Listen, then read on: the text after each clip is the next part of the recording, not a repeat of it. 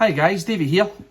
Just wanted to do this video to promote my upcoming solo album, Identity, Out of the Dark Part 2. This bad boy here.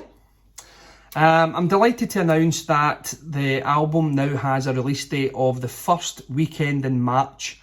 So the first weekend in March, Out of the Dark Part 2 will be available on digital download from Amazon Music, Spotify, iTunes, all your usual streaming platforms. You'll be able to get the album there.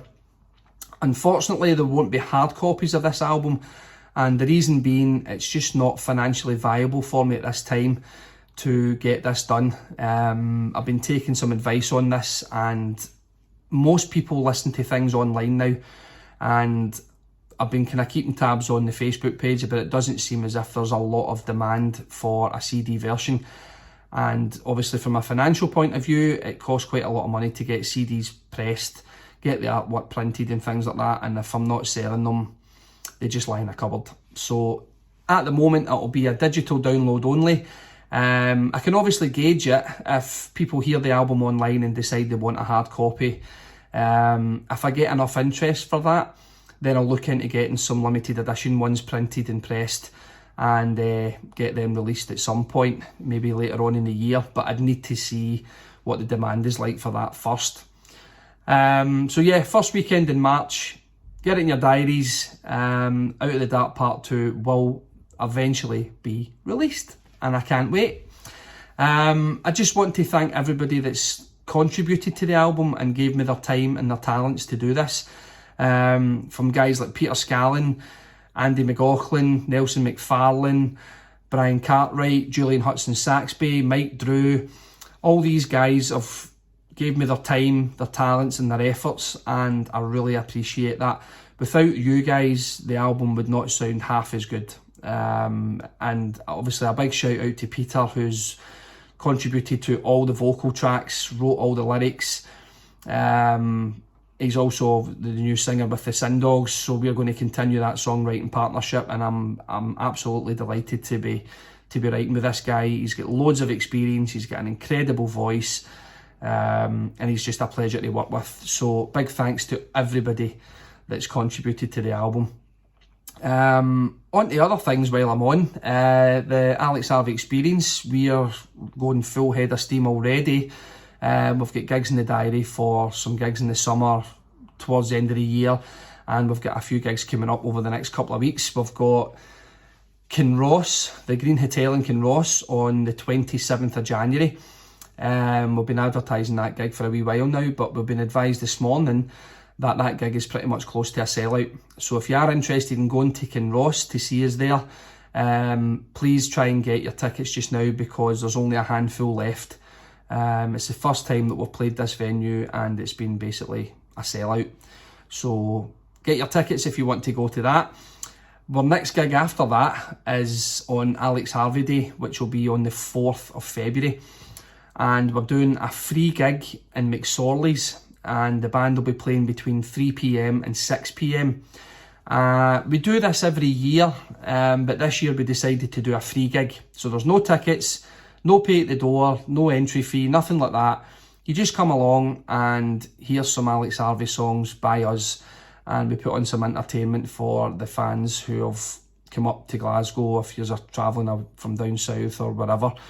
And obviously just to thank all you fans for getting behind us over the years and keeping Alex and Sab's music alive. So we've decided to do this gig as a free one, to basically say thank you to everybody for your support. So come along to that. That's the 4th of February at McSorley's.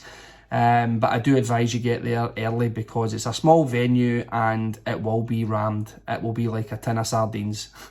There's no other way to quote it. It will be busy, it will be sweaty, it will be hot, but it'll be a great day, and we hope that everybody that comes along enjoys the show that we put on. On to the Meissner Effect. We are back in the studio next week. We haven't really done much over the last wee while, because we've just been doing other things, and then obviously Christmas and New Year.